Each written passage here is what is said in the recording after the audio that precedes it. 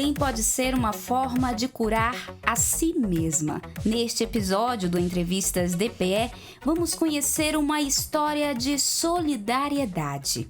Eu converso agora com Mariana Barros, ela que é acadêmica de psicologia e antropologia e resolveu inovar ajudando o próximo. Seja bem-vinda. Obrigada. Gente, que história fantástica! A partir de agora, você que está nos escutando, nos acompanhando, eu convido a ficar com a gente porque essa história realmente merece todo o reconhecimento. Mariana, conta pra gente, você inovou no momento que você resolveu fazer faxina solidária. Isso. Como foi isso? Conta pra gente.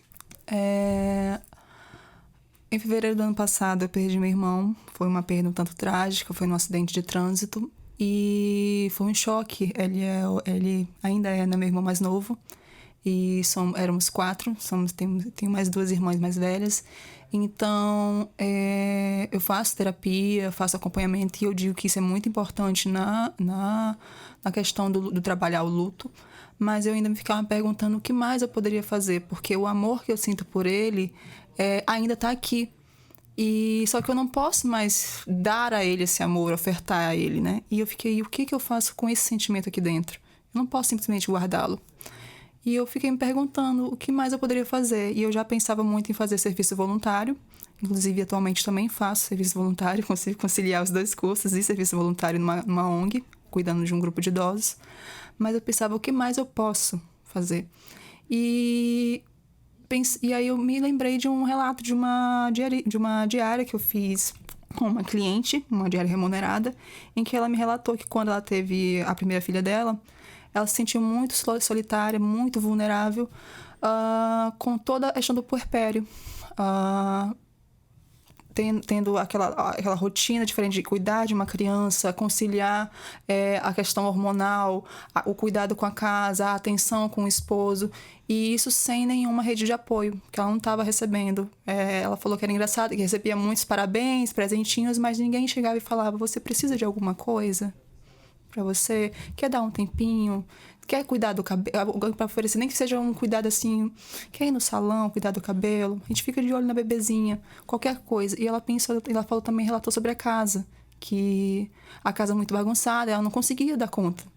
E ela pensou, poxa, só uma casa limpa já me traria tanto bem-estar. E ela falando isso numa conversa cotidiana, durante uma diária minha, e eu fiquei com aquilo na minha cabeça por um bom tempo, isso muito antes de eu perder meu irmão. Até que quando nesses meus pensamentos aí, de eu pensando o que eu poderia fazer, eu lembrei desse relato dela. O nome dela é Tainá. Obrigada, Tainá. Ela sabe disso, ela ficou muito emocionada quando soube. E aí poxa, faxina voluntária. Então, primeiramente eu fiquei pensando, não, somente com as mães em puerpério. Mas aí, na faculdade de psicologia, fala-se muito sobre o autismo, né? E eu conheço muitas mãezinhas atípicas e eu também fiquei pensando, misericórdia, a rotina que deve ser cuidar de uma criança atípica e ainda demandar, muitas vezes, a demanda do trabalho, né? Não só o trabalho doméstico, mas a rotina do trabalho fora de casa, o casamento, às vezes o estudo, que algumas mães ainda estão se especializando, fazendo uma pós, um mestrado. E como é que conciliam isso no cuidado da casa? E aí, às vezes, eu pensei, poxa, o tempo que essa mulher vai gastar limpando uma casa, ela poderia estar trabalhando no autocuidado dela, indo no salão, fazendo alguma coisa para ela, ou tendo mais tempo para dividir com o filho. Então, mães atípicas também, acho que consigo atender. Mas aí eu acho, tem os idosos. Idosos também, a maioria deles, alguns são sozinhos, não tem nenhuma rede de apoio. Outros até têm parentes, mas não querem contato. Então, como é que eu posso então também? E aí, Canva. Vou criar um card aqui, fiquei pensando no textinho, coloquei. E aí, o bom e velho boca a boca. Mandei para minhas clientes, olha, estou fazendo faxina voluntária. Pode compartilhar? Porque sou um pouco avessa a redes sociais, eu tenho muita timidez para aparecer em Instagram e afins. Então, eu não tenho nem muitos seguidores. E elas, não, Mariana, que incrível, vou compartilhar sim. Aí compartilhar no grupo de mães. Aí pronto. Apareceu. Disseminou. E aí a minha primeira clientezinha voluntária foi uma moça que ela, mãe atípica, que ela tem 2 filhos gêmeos autistas, se eu não me engano, nível 2, e mais uma filhinha de 4 ou 5 anos. Então, ela estava extremamente cansada. E aí, foi uma experiência que eu saí dali transformada, depois que eu saí da casa dela, assim. Eu percebi que ficaram um tanto sem graças no começo, porque realmente você receber uma pessoa para limpar a sua casa, e de graça, você fica um pouco... há um constrangimento ali. E é uma novidade aqui em Roraima, É uma né? novidade. E também não tiro também a razão, porque também há um estranhamento também. Eu estou colocando uma pessoa estranha na minha casa, né? Então, e eu também pensei nessa situação, porque eu sou uma pessoa muito discreta. Logo, eu também queria levar essa descrição para essas faxinas voluntárias. Ou seja, eu não gosto de tirar foto do ambiente. Eu não gosto de ficar tirando antes e depois. Porque na minha cabeça, o antes e depois, deixa eu só tirar uma foto aqui. É como se fosse uma constatação de que tua casa estava muito suja. E isso vai causar um constrangimento na pessoa. Então, eu evito ao máximo. E aí, faço uso do meu estudo de psicologia para tentar deixar a pessoa um pouco à vontade, para fazer ela se sentir acolhida e também até conversar. Às vezes, o que ela precisa é conversar, é falar. E eu fico ali escutando, limpando, conversando. E eu percebo que ela já vai tomando mais confiança, acalmando. E o brilho nos olhos depois, que vê a casa assim, limpa, é inimaginável, assim, o que causa o sentimento. Eu consigo... Você falou que é difícil imaginar, né? Mas eu posso até tentar imaginar essa sensação.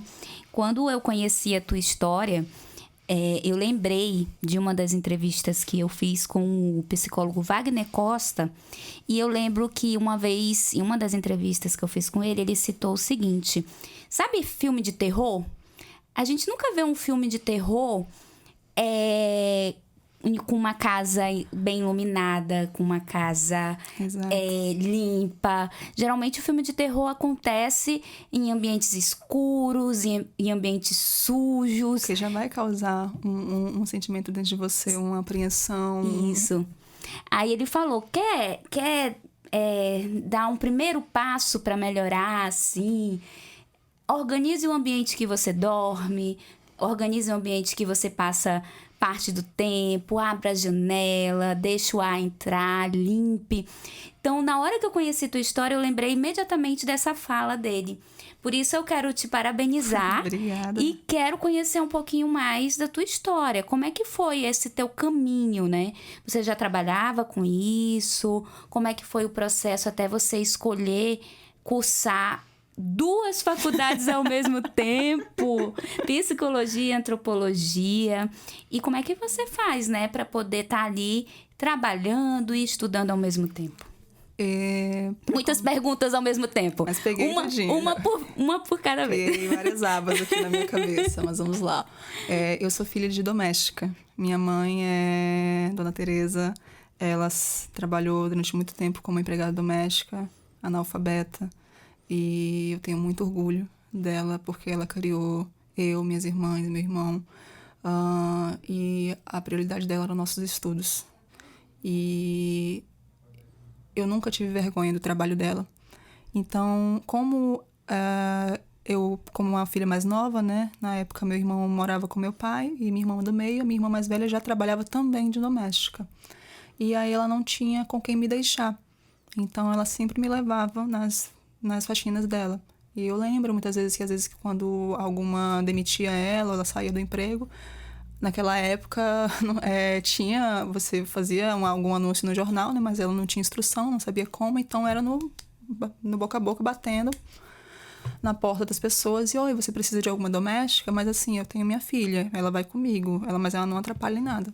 Aí alguns aceitavam, e era assim. E aí então eu cresci vendo minha mãe limpando casas, vendo inúmeras rotinas de casas diferentes, de famílias diferentes. E fui aprendendo com o tempo como cuidar de um lar. Porque também quando chegava no final de semana, ela não queria limpar, assim. Ela queria ter o cuidado dela, descansar. E eu e minhas irmãs, a gente dava esse auxílio na casa, na nossa casa, né, alugada. E aí, com o tempo, à medida que eu fui crescendo, eu fui tendo essa visão de independência, né? E não queria ser um peso a mais para minha mãe. Tipo, o dinheiro já era regrado. E eu pensando, poxa, mas aí a gente vai ficando mocinha, ter algumas necessidades, né? E aí, básicas. E eu não queria, tipo, mãe, me dá R$10 para isso. Não, eu comecei a querer fazer algum trabalhozinho fora a parte. Almoçar de babá. Mas aí se você... Dá para limpar aqui uma casa, limpar um pouquinho aqui um cômodo? Limpa. Aí eu fui, quer saber, eu comecei a trabalhar com faxina. E na época eu também não conseguia estágio como menor aprendiz.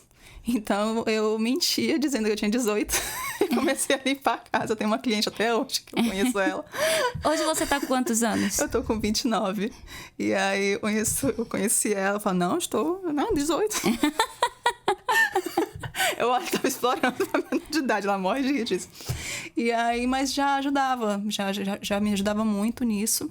E só que ainda assim, eu mesma tinha preconceito com a profissão. No caso, eu exercer, eu não tinha vergonha da minha mãe ser doméstica, mas eu tinha um preconceito de mim, de aceitar que, tipo, eu também poderia ser tão digna quanto qualquer outra pessoa exercendo essa função. Por que eu digo isso? Porque o preconceito também escutava muito de outras pessoas. Nossa, mas você tem instrução? Você tem um ensino fundamental? Você tem um ensino médio? E eu comecei a colocar isso na minha cabeça. Tipo, nossa, eu acho que eles estão me inferiorizando. Acho que realmente fazer faxina não é legal. E eu comecei a ter essa vergonha, porque eu interiorizei esse preconceito que eu vinha recebendo. Então era algo que eu não tinha, mas eu interiorizei. E aí eu continuei trabalhando, mas aí consegui um emprego, comecei a trabalhar formalmente, CLT. Trabalhei em um assistente administrativo e em outros cargos administrativos também, mas sempre fazendo uns bicos de diarista porque eu não queria guardar o 5º dia útil para ter dinheiro. Até que finalmente eu pensei, cara, por quê que eu tô fazendo isso? Porque eu tinha que ir, e nesse meio tempo ainda não fazendo faculdade, porque eu tinha 1001 traumas de ingressar no curso superior, sofri muito bullying na escola. Então, na minha cabeça, o ensino superior seria uma extensão do ensino médio e ensino fundamental. Então, eu tinha isso, carregava esse peso na minha mente. E até que depois de muita terapia, e fiquei pensando, não, eu consigo, eu sou capaz. E aí eu comecei, seguindo o conselho da minha psicóloga, só vai um passo de cada vez, faz só a inscrição. Aí eu fiz pra psicologia, só que aí alguma coisa falou, e se eu fizer pra antropologia também? Se é pra começar, vamos começar logo com 2 faculdades. Vai que dê certo. E, tipo, sem nenhuma experiência, sem nada, assim, só na cara e na coragem. E aí, já pensando, nossa, mas ainda a gente vai ficar pesado, né? Se eu conseguir um trabalho CLT. Só que depois eu pensei, por que eu tô insistindo nesse CLT? Nada contra. Mas, assim, eu não conseguiria conciliar uma rotina tão pesada de 2 cursos superiores e ainda ter os custos de vida, pagando aluguel, porque eu moro sozinha, água, luz, internet, e os cuidados, sendo mulher, né, que somos unha, cabelo, sobrancelha, e eu fiquei, não, sabe, eu vou continuar como diarista. E aí eu fui ressignificando esse olhar sobre a faxina, e foi quando eu comecei a pensar que sim, eu sou o meu trabalho é tão digno quanto qualquer outro.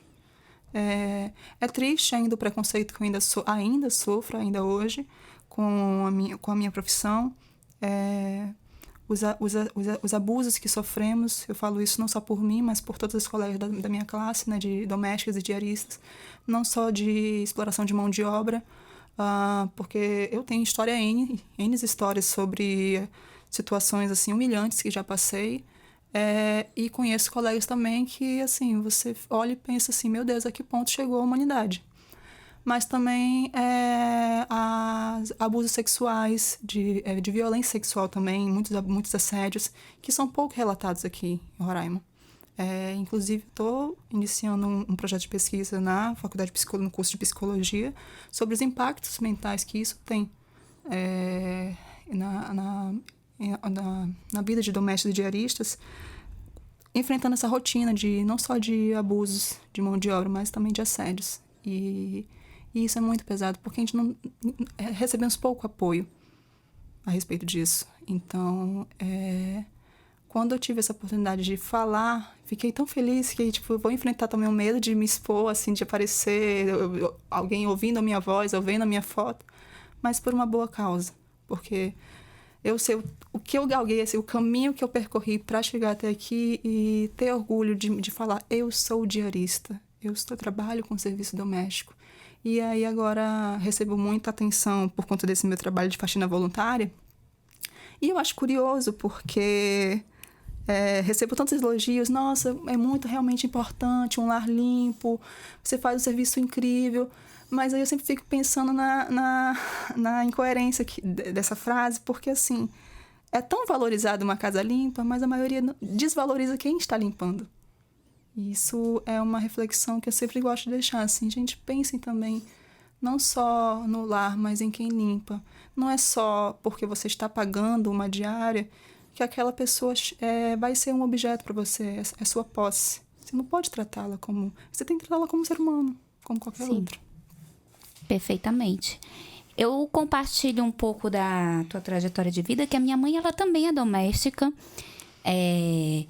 limpou casas durante muitos anos, mas depois ela foi trabalhar com serviços gerais, como CLT. Mas eu sempre digo para ela que ela tem um dom, porque ela limpa uma casa que quando a gente entra, a gente sente uma paz, é um cheiro. Eu falo, mãe, me ensina como é que a senhora faz que não fica um grãozinho de areia no chão. A gente pisa assim, eu passo o pano, eu limpo e eu esfrego e coisa. Mas o chão não fica do mesmo jeito quando é ela que limpa. Então, assim, muito da tua fala eu compartilho, porque foram muitos anos, né? Dela trabalhando de forma independente. Aí depois ela foi pro CLT, mas... sempre com os serviços gerais, sempre com a limpeza. Mas eu sempre falei pra ela que isso que ela tem, do jeito que ela faz, é um dom. Porque não tem, gente. Sim, é incrível. Modéstia à parte, também compartilho do Olha! dom. Eu tenho um cheirinho que eu deixo na casa. Eu venho com as minhas clientes. O que é que tu usa? Eu, olha, não falo. Não mas tu posso compra? Eu, falar. olha, sinto muito, mas é eu que faço. Dei uma de alquimista durante uns 2 aninhos aí pra testar uns cheirinhos ali aqui, outra colar, pra conseguir essa fórmula. E aí, não, mas deveria então revender. Não, deixa ela enquanto eu estiver usando. Então eu consigo... Mas é por conta do gosto. Depois que eu entendi, assim, da importância de um lar limpo, mas também levar... Pelo menos o meu pensamento eu limpo uma casa como se eu estivesse limpando a minha. Como se eu estivesse limpando a casa de Deus. E aí... eu fico pensando, o que mais eu posso agradar aquela pessoa? Porque, assim, com o tempo eu fui aprendendo que uma casa limpa, é muito legal. Mas a cliente brilha os olhos. Mas o cheiro bom é o que traz a sensação de limpeza. Então, eu já fui, nossa, um cheirinho. Só que depois eu fiquei, o que mais dá pra fazer? Aí, ia lá, YouTube. Como fazer florzinha no papel higiênico. Como fazer uma dobra de uma toalha diferente. Aí faz um rolinho que não se desfaz. Aí faz uma florzinha diferente. Já dá um agrado. Aí, o que mais eu recebo? Nossa, eu entrei aqui, florzinha. Quanto cuidado, Mari, não sei o quê. E é tão bonitinho. E fideliza, cliente. É desse jeito mesmo. E o próximo passo foi você justamente estudar psicologia e antropologia. Isso. E quando você chegou, você estava ali sentadinha lendo um livro que me chamou muita atenção. Fala pra gente que livro é esse e como é que tá sendo esse processo de estudo e de trazer essas tuas vivências agora de uma forma acadêmica e até como ciência. O livro que eu estava lendo na hora que eu cheguei é Eu, Empregada Doméstica. Ela é escrita por uma blogueira, Preta Rara, e é uma coletânea de vários relatos de empregados domésticos e diaristas falando sobre os desafios na rotina de trabalho, né? E aí foi um presente da minha professora, que está sendo minha orientadora no meu projeto, que, curiosamente... anos atrás eu limpei a casa da mãe dela, então, e hoje ela é minha professora, tenho muito orgulho, ela é uma excelente professora Eli. E aí, a sensação de estar... eu só penso na minha mãe. Eu penso na minha mãe, de uma senhora analfabeta que nunca quis ingressar num EJA por ter vergonha achar que vão rir dela, né, por ser uma senhora idosa, começando ainda a querer aprender a ler e escrever. Então, ela sempre rejeitou a ideia de tardiamente querer ser alfabetizada. Então, ela ainda segue analfabeta, mas eu fico pensando em como é significativo isso. Eu, hoje, fazendo o mesmo trabalho que ela exerceu por tantos anos e fazendo 2 cursos superiores e iniciando um projeto de pesquisa, falando sobre, dando voz a tantas outras mulheres que não puderam falar, que não tiveram essa oportunidade. E para mim é muito significativo. Eu me emociono falar sobre isso, porque certa vez, em uma diária, eu estava estudando para um concurso, que diz concurso a gente estuda até passar. E eu comentei isso, um marido de uma cliente, Mari, você estava pensando em me deixar como fixa, né? Assinar um contratozinho para pelo menos 3 vezes na semana ou mais, e aí teria que assinar um contrato. E eu falei, eu não tenho interesse agora em fechar nenhum contrato, me fixar com ninguém, porque eu estou estudando para um concurso e eu tenho certeza que eu vou passar. Falei isso. E eu nunca esqueço da frase que ele me falou. Nossa, mas para esse concurso, gente como você, é difícil pra gente como você passar. Eu me senti muito humilhada naquela hora. E eu não tive reação de resposta. E hoje eu fico pensando... Quantas outras mulheres também já não escutaram isso? Você não é capaz. Você limpa a casa. A tua vida é isso aqui e acabou. E acabou. Então, quando eu começo um projeto de pesquisa que fala sobre todo o impacto que isso tem na gente, porque aquilo me impactou. Eu não consegui levar adiante a inscrição para um concurso. Eu perdi a inscrição. Eu passei... Isso minou uma esperança que eu tinha de conseguir uma conquista que traria muito orgulho para minha família. Então, e eu fico pensando, imagina as outras... E isso fora outros tantos absurdos que eu já escutei. Mas e as minhas outras colegas também de profissão, quantas humilhações também elas já não escutaram? A minha mãe, quantas também? E fora a questão dos assédios. Então, a base da minha pesquisa é sobre a violência sexual.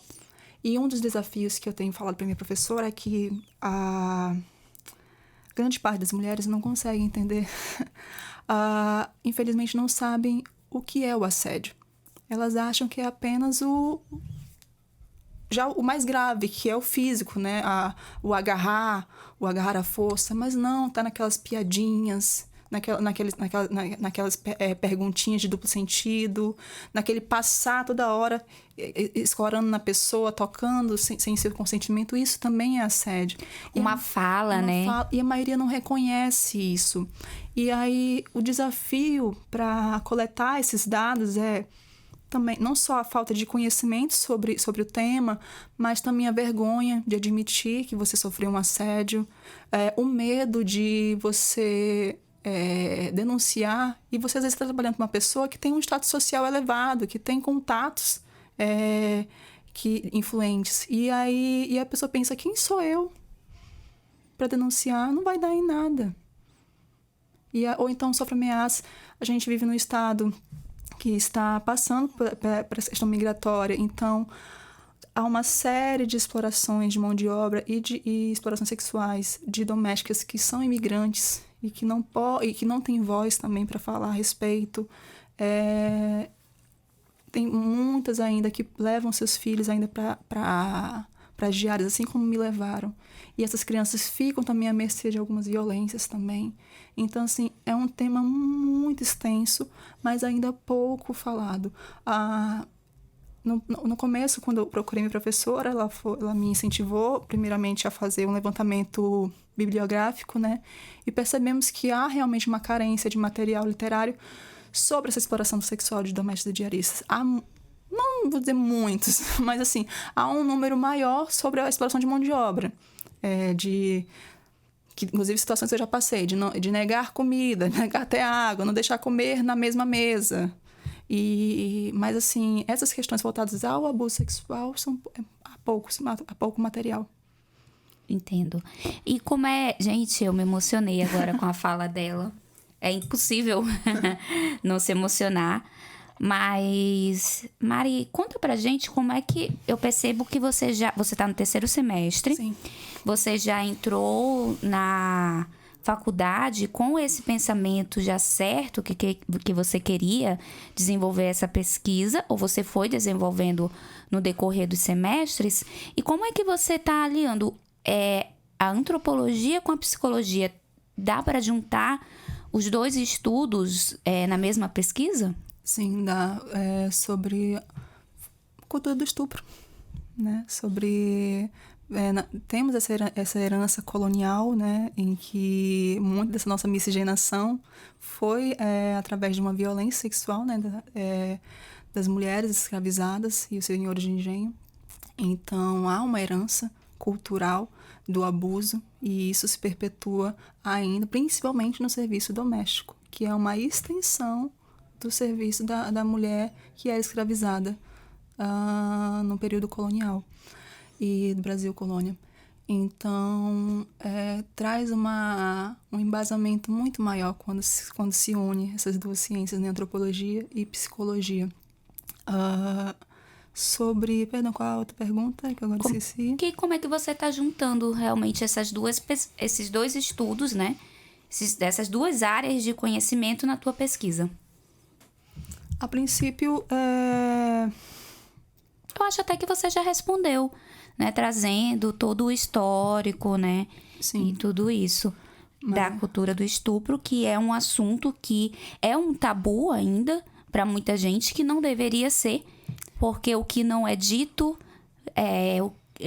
as pessoas acabam colocando inúmeras dificuldades, como se fosse a mulher fosse a culpada. Infelizmente, enfim. Vivemos em um estado que é um dos campeões em estupro, em violência sexual, em feminicídio.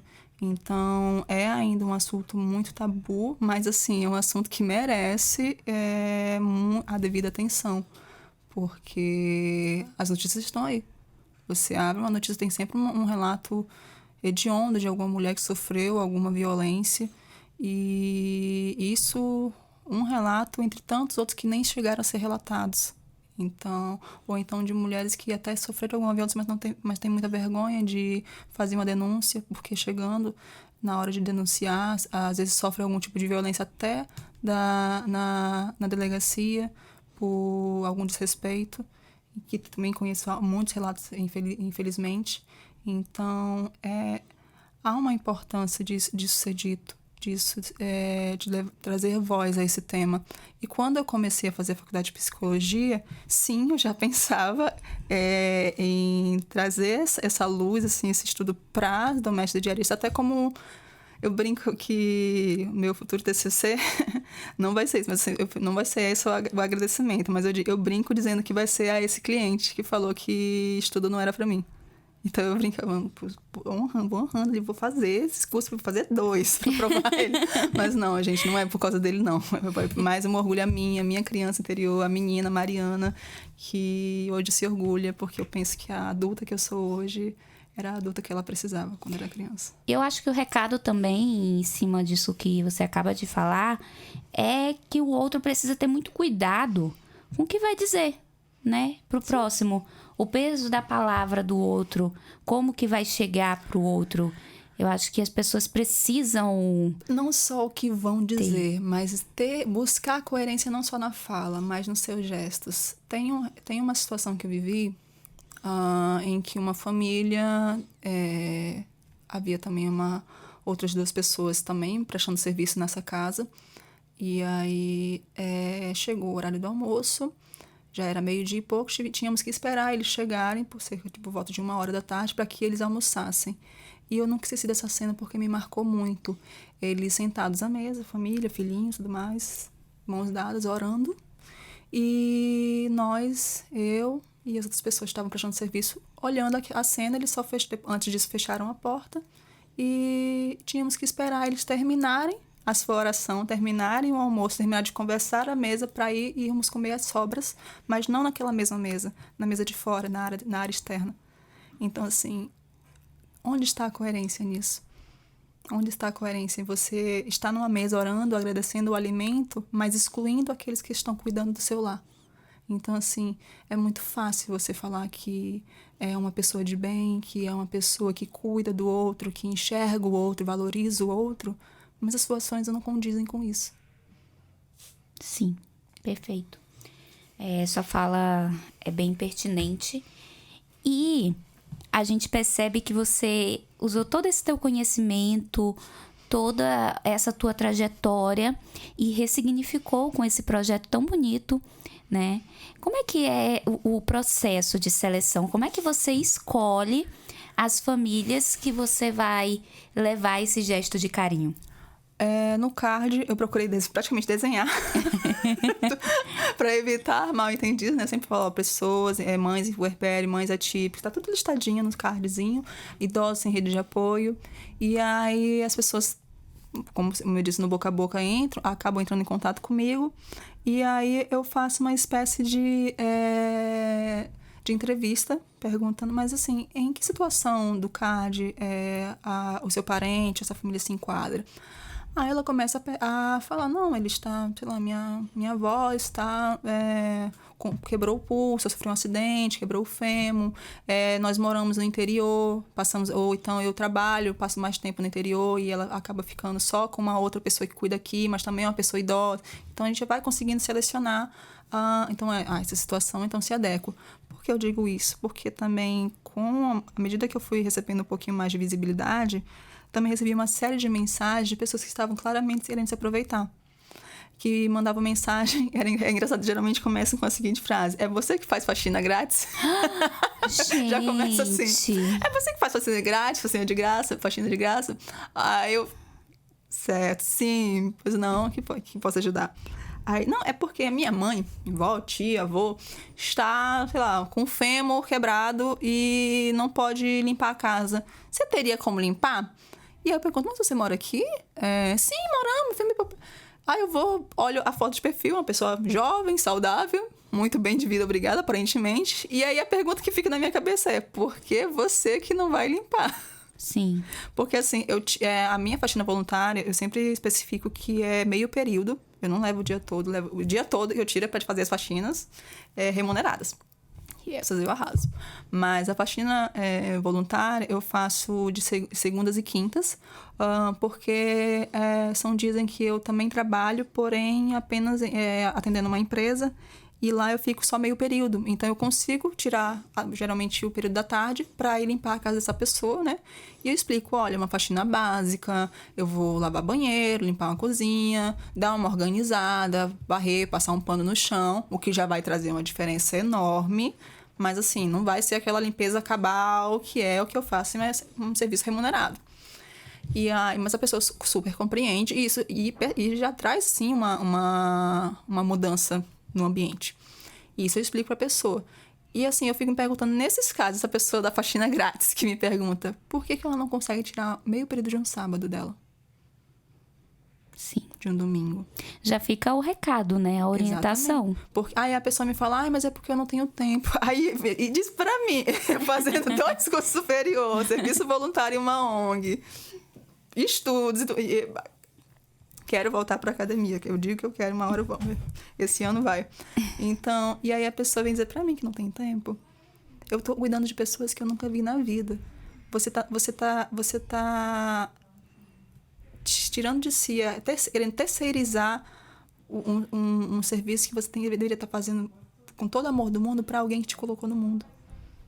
Então, assim, você está querendo terceirizar isso, me pega muito essa terceirização do cuidar. Não, mas se a pessoa está oferecendo, faz ela. Não, mas é você também que deveria estar tendo essa iniciativa. E também eu venho recebendo muitas mensagens de pessoas se disponibilizando para me ajudar. Que aí é também um tema muito delicado. Porque, eu adoro limpeza, eu gosto de limpar uma casa. Eu posso te ajudar? E aí eu tento sempre sair pela tangente. Por quê? Cuidar de uma casa, aparentemente parece ser muito fácil. É só pegar numa vassoura, sair limpando, ok, obrigada. Mas assim, você vai lidar com... Vou usar, por exemplo, o exemplo de idosos. Se você vai limpar a casa de um idoso, esse idoso muitas vezes deve estar passando por alguma situação, não só física, mas psicológica. E então, você tem que ter uma paciência absurda, uma compreensão absurda de que muito do que aquele idoso vai fazer ou vai falar não se deve levar para o lado pessoal. Você deve prezar muito pela discrição. Então, eu tenho muito medo de levar alguém comigo e essa pessoa tá tirando foto, fazendo Sim. stories. Eu morro de medo disso. Eu tenho muito medo de... Eu sei o serviço que eu ofereço. Eu tenho um dom igual sua mãe. Eu não sei como é o serviço da outra pessoa.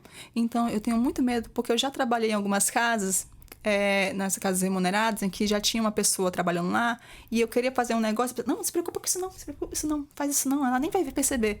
Então, eu tenho medo porque talvez a outra pessoa que está se voluntariando para trabalhar comigo, talvez não vai ter esse mesmo zelo que eu vou ter.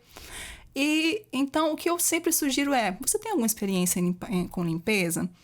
Se não tem, então pelo menos busca fazer algum tipo de curso sobre cuidados com idosos, cuidados com crianças, buscar ter algum conhecimento. Com crianças atípicas, por exemplo, você tem que ter também uma questão do barulho, você tem que se atentar. Você não pode sair limpando uma casa fazendo todo o barulho do mundo, porque às vezes a criança atípica tem alguma questão. Então, procure se informar a respeito. E assim, em vez de duas, três pessoas em limpar uma única casa, por que você também não cria essa iniciativa de fazer, igual eu fiz no Canva, ou então pedir para algum designer, se você tiver um poder aquisitivo maior para pedir, criar um card e você também oferecer. Porque em vez de 3 pessoas limpando uma casa, são 3 pessoas limpando 3 casas. Então, dá uma dimensão maior para que mais pessoas sejam atendidas. Então, é uma coisa que eu preciso falar também sobre isso, sobre essa oferta de querer ajudar, mas ao mesmo tempo, em vez de fazer só me ajudar um monte de obra, mas também porque você também não começa a fazer, sabe? Tem um cardzinho, às vezes você tem mais desenvoltura para falar em público, para fazer um stories, então você pode ter mais visibilidade do que eu e alcançar mais pessoas. É uma corrente do bem, né? Sim, fazer essa corrente. Sim, você deu o primeiro passo e outras pessoas podem seguir o caminho, né? E tem menos de um ano, você falou 10 meses, não foi isso? Você falou? Tem uns 8 meses que eu comecei essa iniciativa. Nesse tempo, você já falou da primeira história que te marcou bastante. Teve alguma outra que a gente pode mencionar, claro, sem falar nomes, mas que você acha assim que, nossa, o meu trabalho tá valendo a pena, é isso que tá fazendo a diferença? Olha, tem 2 que me marcaram. A primeira é um tanto triste, mas ainda serve de incentivo para uma mudança, que seria, eu atendi uma senhora que estava passando por uma questão de saúde, que por isso não conseguia dar conta do cuidado da casa, e ela tinha um filho de 23 anos que morava com ela. E o que me atentou esse jovem, ele trabalhava só meio período, então o resto do dia ele ficava lá, mas ele não limpava a casa. Por quê? Porque para ele o cuidado do lar era uma coisa de mulher. Isso me pegou muito. Óbvio, inicialmente eu falei que nesses casos, quando tem eu sei que eu tenho algum parente jovem, saudável, que pode ajudar, geralmente eu não atendo. Eu falo, olha, não dá, né? Tem pessoas que precisam. Mas nesse caso eu vi que a senhora precisava realmente, ela já estava entrando num processo depressivo, justamente porque ela era uma senhora muito ativa e por conta dessa questão de saúde ela já não podia mais sair, já não podia mais cuidar da casa, inclusive fazer seu autocuidado. Que aí também é a parte bonita, também são 2 histórias, mas com essa mesma família. Porque me deixou muito triste essa falta de zelo do filho e que ainda é muito comum. Homens não quererem fazer um serviço doméstico, achando que é só um serviço de mulher, e não é, né? Inclusive, também muito visto também em casos de mães em puerpério, que aí não ajudam, acham que, só estou trabalhando normalmente, estou bancando as contas, mas e aí o cuidado da casa é de você que se vire, Você teve nossa filha, você tem tempo. Que tempo, gente? É uma criança pequena, demanda todo o cuidado do mundo. Quando a criança vai dormir, quem quer dormir é a mãe. Ela não vai querer pegar na vassoura, pelo amor de Deus. Então, essa foi uma parte triste da situação, porque ver o quanto que esse filho poderia ainda assim ajudar muito fazendo isso, cuidando um pouco daquela casa. E serviço básico, gente, lavar uma louça. Mas também a parte bonita que também está dentro dessa história, essa senhora, é que ela, conversando com ela, puxando conversa, né? Ela, não, porque eu sou muito vaidosa, minha filha, mas agora eu nem posso passar um batom.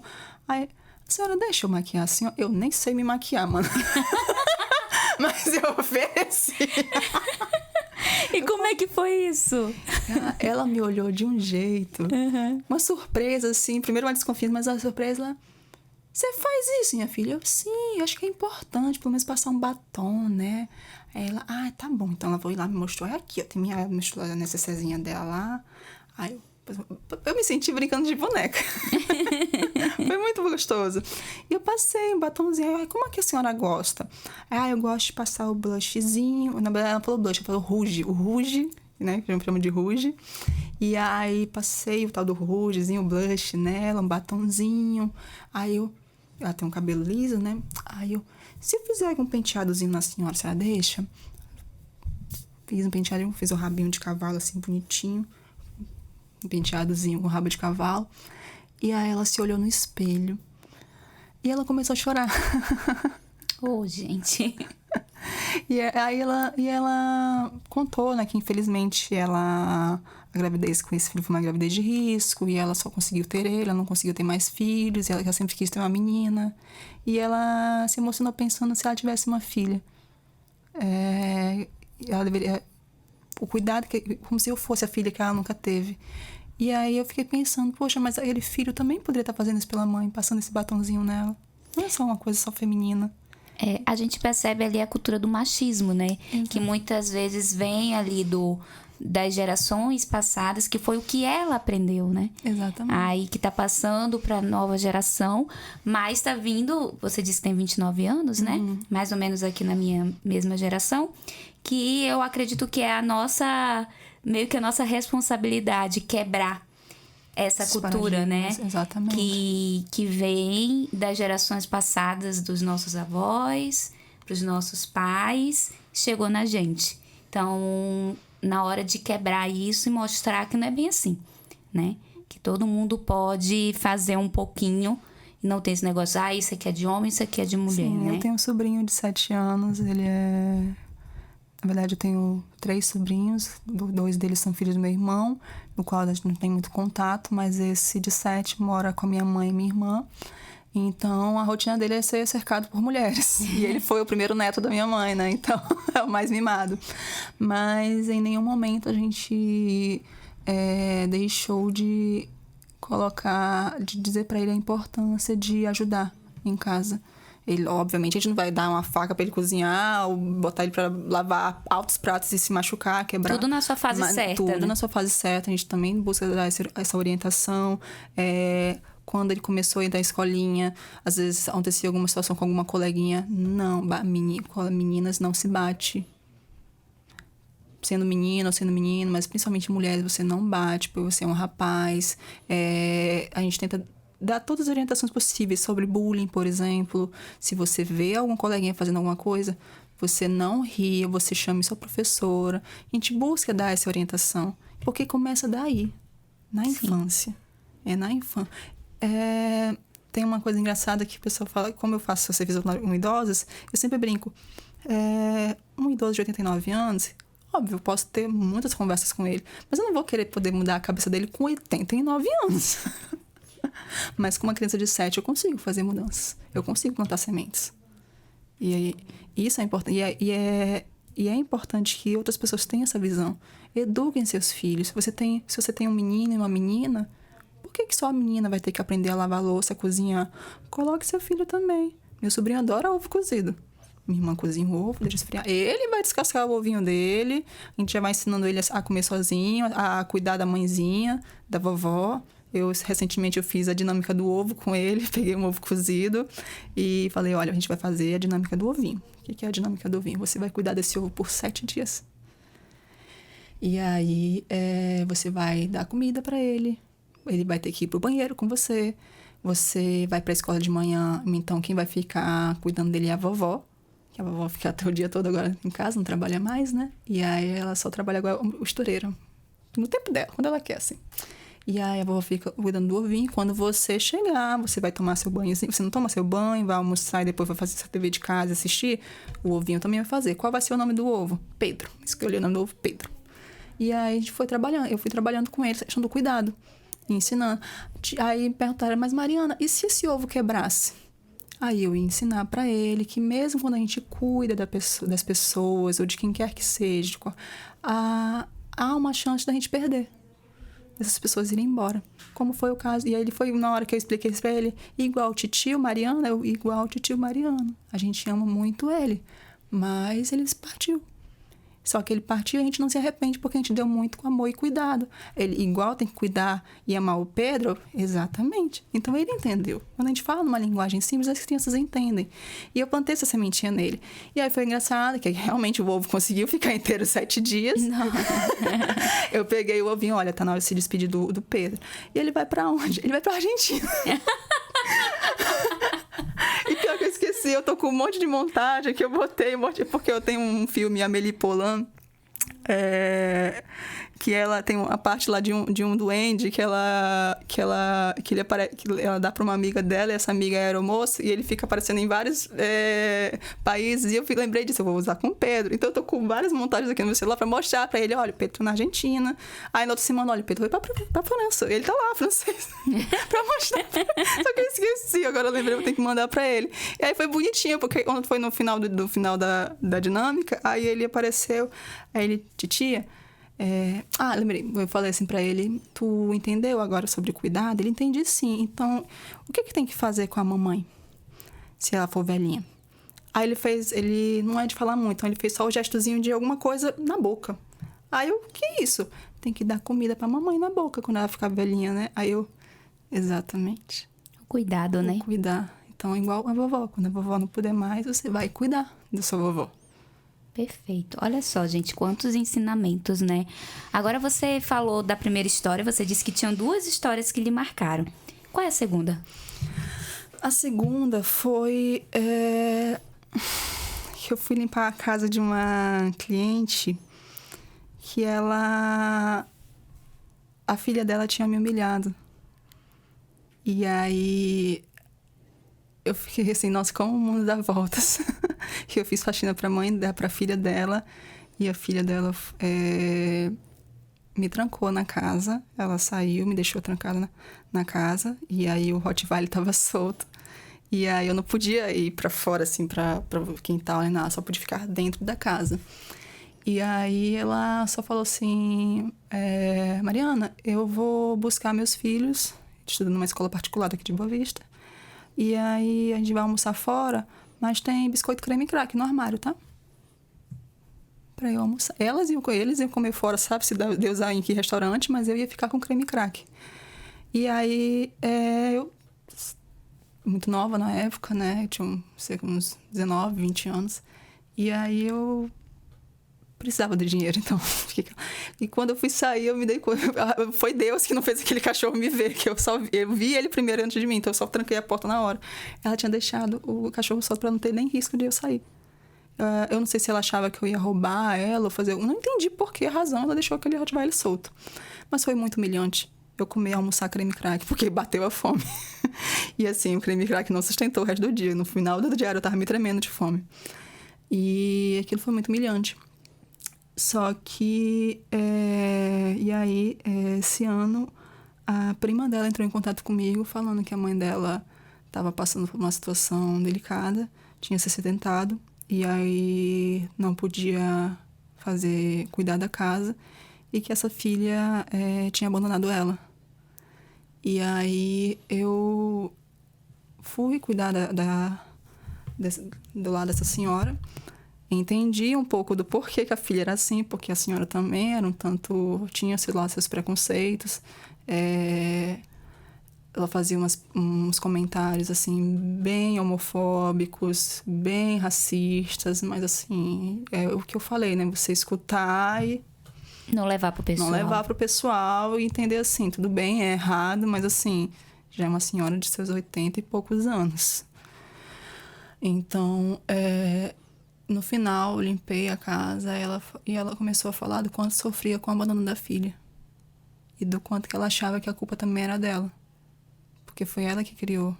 E ela falou da história dela, e realmente aí foi quando eu tive um outro olhar sobre ela, sobre o porquê que ela tinha aquela visão racista, do porquê ela tinha visão homofóbica, porque os pais dela também a criaram de uma maneira hedionda, assim. Então só perpetuou. Só que isso veio para ela de uma maneira muito triste, porque veio com abandono. Foi uma prima, uma sobrinha dela que entrou em contato para pedir ajuda para essa senhora. E essa prima, ela nem morava aqui, ela mora em Manaus. Só que ela ficou sabendo por algum amigo, não sei de quem, e aí, por sorte, soube do meu contato e aí pediu ajuda. E isso me emocionou muito, porque ela me agradeceu e ela começou a chorar. E foi muito tocante para mim, isso. E ela agradeceu muito, perguntou se eu poderia voltar lá a limpar. Eu fiquei ainda indo lá algumas vezes, só que ela veio a falecer. Só que eu fiquei pensando, isso me emocionou, porque sobre voltando para o que a gente falou, sobre o poder da nossa palavra, sobre como a gente tem essa tendência infeliz de perpetuar coisas muito boas, mas também coisas muito ruins. E essa senhora acolheu, teve um retorno um tanto triste, né, daquilo que ela plantou, de todas as palavras de ódio que ela fomentou na filha. E eu fico me perguntando o que essa filhinha deve estar fazendo com outras domésticas também, que deve estar por aí. E que ela tem 2 filhos, uma menina e um menino, se ela também não está passando isso para essas crianças. Enfim, essa perpetuação. E isso me emocionou. E aí, hoje, ainda pensando nessa senhora, eu me emociono, porque ela faleceu e ela tinha posses. Mas nenhuma posse fez a filha ficar com ela. Sim. Quem sabe essas histórias não viram um livro depois, né? Eu acho muito válido. Já pensei, inclusive. Só que aí é que fica, porque o que eu mais escuto é sério que isso aconteceu? É porque é tão absurdo que a pessoa não é possível. Mano, pois eu mesma fico chocada com as situações. Acontece, gente, acontece sim.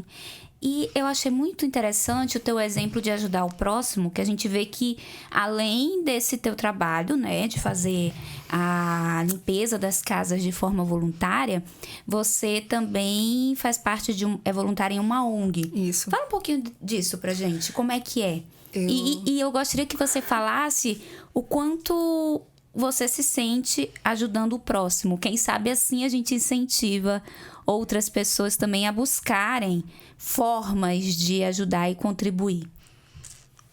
Eu já buscava há muito tempo algumas ONGs, a PAI Brasil, sempre todas que eu tentei entrar em contato com a maioria, só que infelizmente algumas dessas ONGs, desses lugares, sim, precisamos, e eu sumia. Aí, por sorte, essa foi a Casa de Timóteo. Eu literalmente fiquei fazendo um apanhado de ONGs, Instagram, Google, pesquisando aqui de Boa Vista e entrando em contato com cada uma delas, porque eu quero ajudar. Eu firme e forte no meu propósito ali. Eu quero ajudar. Eu quero ajudar. Quero fazer alguma coisa. E aí, eles foram os primeiros a me responder. A Casa de Timóteo, lá Fabiano de Cristo, mas aí a sede que tem aqui é a Casa de Timóteo, ali na Nova Cidade. E aí eles fazem um trabalho multidisciplinar muito bonito. Eles atendem desde crianças, adolescentes, grupos de mulheres e idosos. E aí, quando eu entrei em contato com eles, eu falei do meu interesse em trabalhar primeiramente com idosos. Quando eu me formar, eu quero muito ir para a área da sexualidade, né? Principalmente, né, na questão da prevenção e da educação sexual e prevenção ao abuso sexual de crianças. Mas por hora, ainda na vertente só das domésticas. Mas aí eu pensei, eu quero começar a trabalhar com os idosos e fazer todo esse ciclo. E lá já tem e lá parece que foi assim certeiro. Foi justamente a que me deu a oportunidade, justamente é uma ONG que atende todo esse ciclo. Então eu posso começar com os idosos, depois passar para o grupo de mulheres, depois ir para os adolescentes e depois futuramente começar com as crianças. E aí a medida já vou estar realmente já muito mais avançado nos meus 2 cursos, então a maneira como eu vou chegar nesse público já vai ser muito mais aprimorada.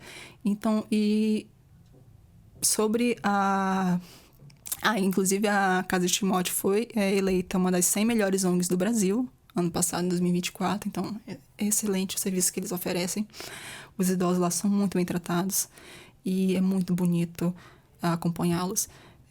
Eu já tinha feito, inclusive, num projeto de extensão da faculdade que eu faço, de psicologia, um projeto de extensão com eles, com os idosos, e aí era para fazermos algum tipo de atividade, né, com eles. E aí eu lembro que meu grupo lá, pensando o que poderia fazer, os outros grupos lá falando alguma atividadezinha lúdica e tal, e eu fiquei, não quero fazer isso, sabe que E eu vou chegar lá com meus 29 anos, com idosos 60, 70, 80, 90, e ensinar para eles alguma coisa? Eles é quem vão ensinar alguma coisa para mim, porque eles têm muita sabedoria.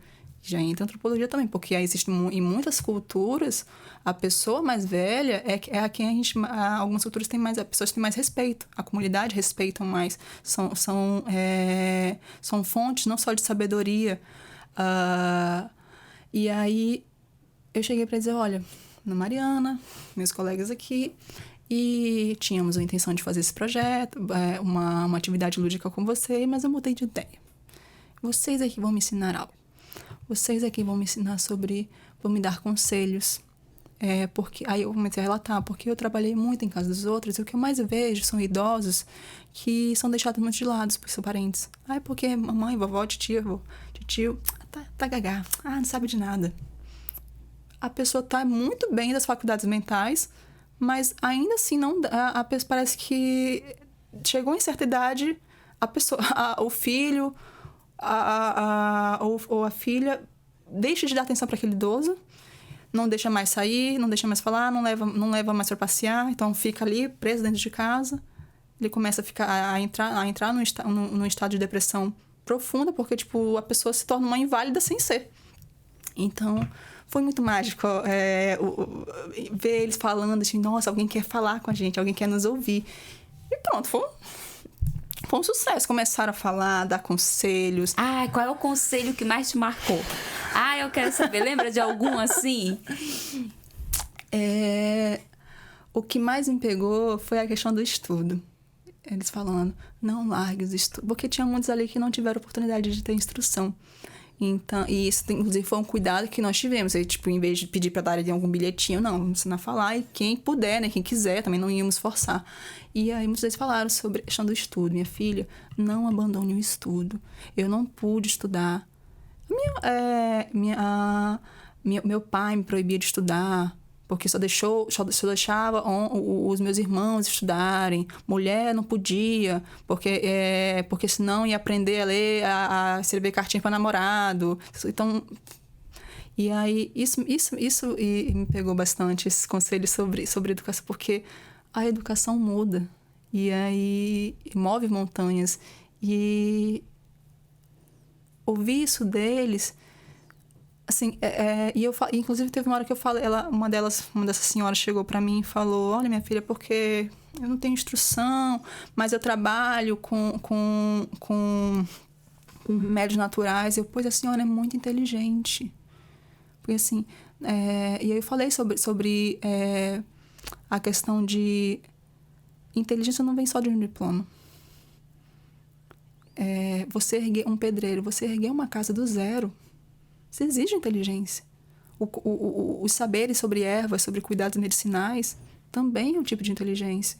Então eu falei para eles sobre que eles não deveriam se sentir inferiorizados só porque não tinham um diploma, né? O cuidar de uma casa, ser dona de casa, também tem que ter uma inteligência, porque você conseguir administrar um lar, as contas, filhos, material escolar, educação, saúde, isso também exige uma inteligência. E aquilo para eles foi... Achei que para eles foi novidades. parece que ainda não tinham falado isso para eles ainda, né? Feito eles enxergarem isso. Então, foi uma troca. Eles me ensinaram muito, mas eu acabei também ensinando muito a eles. E sobre o incentivo a outras pessoas a fazerem esse tipo de voluntariado, é que a cura sempre vem no outro. O você cuidar, trabalha alguma coisa dentro de si também. Nisso eu trabalhei muito meu luto. Hoje eu consigo falar sobre a perda do meu irmão, que foi uma perda trágica. Meu irmão era luz. Eu tive o melhor irmão do mundo. E foi uma perda, assim, extremamente significativa para nós, para minha mãe. Minha mãe ainda tá sofrendo com isso, porque é muito recente, fez 1 ano ainda. Minhas irmãs. Eu partilhava praticamente o mesmo nome que ele, é Mariana e Mariana. Então, muito dessa minha facilidade em falar sobre a perda do meu irmão veio desse voluntariado de cuidar. Porque no cuidado eu acabo valorizando a minha vida, a vida do outro. E eu fico pensando, nossa, a vida é um estalo. Então, assim, meu irmão estava muito saudável, forte, feliz, estava vivendo o início de um relacionamento, vivendo muito bem, uma ótima fase, e simplesmente um acidente levou. E aí eu fico pensando, eu preciso aproveitar cada segundo da minha vida. E eu não vou gastar o meu tempo com picuinhas, com besteiras, com coisas com problemas desnecessários. Enquanto eu puder aproveitar essa minha existência fazendo bem não só a mim, porque eu valorizo muito a questão do autocuidado, sempre perguntou, cuide-se, tirem o tempo para si, para comer alguma coisa boa, sair com seus amigos, ou sozinho também, eu saio muito sozinha. Façam coisas boas. Se vocês têm familiares, estejam com seus familiares. Muito do que me ajudou também a superar o meu luto foi o fato de que ele partiu sem nenhuma contenda, não tínhamos contendas, os eu te amo, os abraços foram dados. Então, é uma coisa, abrace esses parentes, falem eu te amo. Meu irmão era o mais carinhoso de todos. Nós, mulheres na família, não somos tão carinhosas assim de dar muito abraço, mas ele, aonde chegava, ele dava esse abraço. Então, quando estiverem cuidando do outro, vocês estão cuidando de si. Vocês estão entendendo a dimensão que é o bem que você faz. É bíblico, né? Amar ao outro como a si mesmo.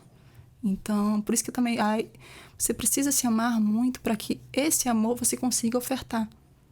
E nessa busca de querer ofertar esse serviço voluntário, não só com os idosos, mas no cuidado da casa dos outros, eu entrar na intimidade. Não tem lugar mais íntimo do que a sua casa. É onde você tira a sua máscara. Você tem a sua persona no trabalho, na faculdade, no social, em geral. Mas na sua casa, você é você. E é lá onde eu vou te conhecer, porque eu vou estar limpando. E aí, ali é onde você vai se mostrar mais vulnerável para mim. Inclusive, como naquela senhora, eu maquiando ela feliz, ou como na outra que chorou por conta da filha, dos arrependimentos que ela teve. Então, busquem sempre, quero dizer isso, busquem sempre pensar no outro, não só em si, porque acho que o mal hoje em dia fugiu agora a palavra, mas quando a pessoa pensa só em si, esqueci mesmo, gente, me fugiu agora. São pessoas que pensam só no eu. Mas é o próximo. É o narcisismo? Não seria narcisismo. Gente, me fugiu agora a palavra. Mas não tem problema.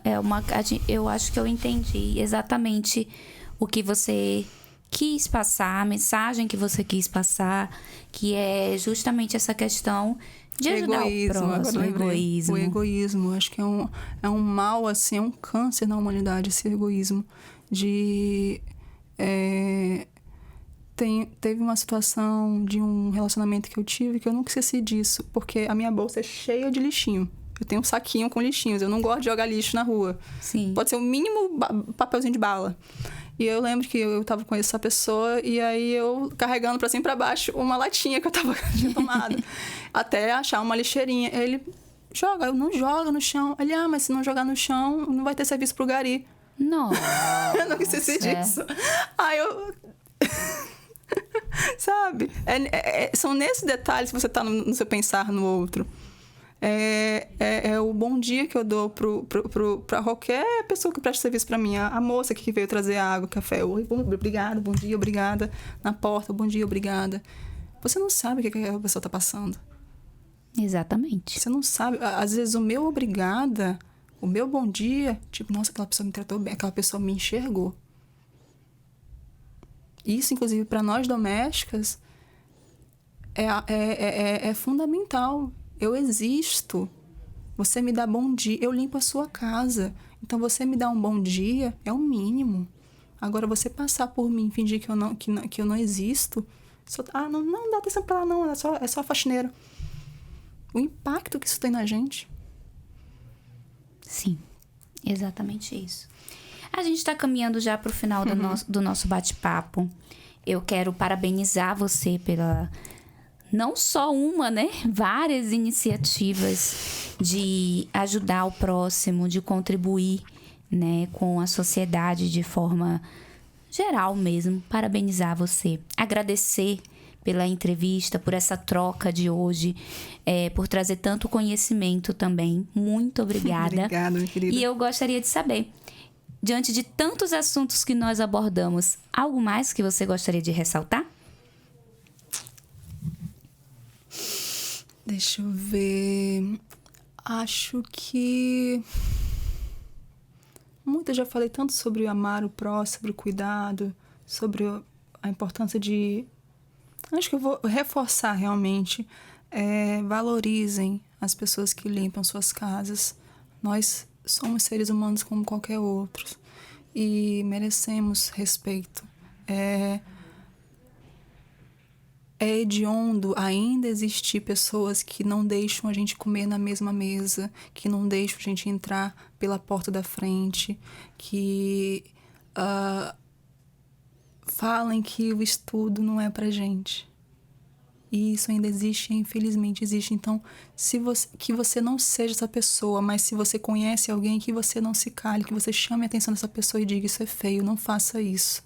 Porque muito dessas pessoas que fazem ainda isso, muitas delas, é uma questão delas mesmas, mas também porque ninguém nunca chama atenção. O pessoal tem essa política, essa cultura da normalização, de normalizar. E isso é uma coisa que eu queria finalizar com isso. Respeitem o nosso serviço.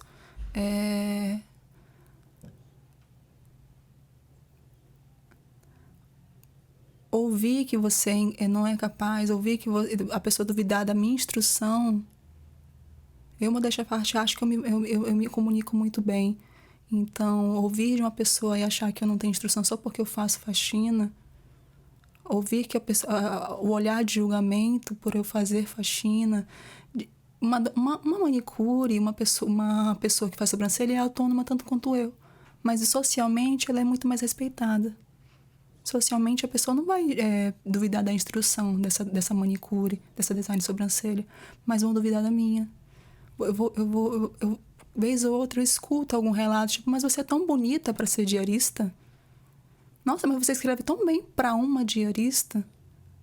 Que visão é essa que as pessoas estão tendo de domésticos, do serviço doméstico?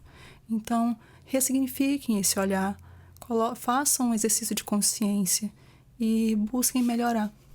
Gostaria de agradecer mais uma vez pela entrevista, parabenizar pelo seu trabalho. Seu trabalho é lindo, que sua iniciativa possa... incentivar outras pessoas. A semente está aí. Eu tenho certeza que muitos frutos serão colhidos daqui para frente. Parabéns mais uma vez. Obrigada. E é isso, gente. Finalizamos agora mais uma edição do Entrevistas DPE. Hoje nós conhecemos a história da Mariana Barros. Ela que é acadêmica de psicologia e antropologia e está desenvolvendo um projeto muito bonito da faxina voluntária. A gente pôde conhecer um pouquinho da trajetória dela, dos desafios em cursar 2 faculdades e trabalhar ao mesmo tempo, e também dos projetos futuros. Se você gosta de acompanhar assuntos de interesse público, basta nos acompanhar pelo Deezer, Spotify ou YouTube. Seja sempre bem-vinda, seja sempre bem-vindo. Eu sou Lana Francis e até a próxima!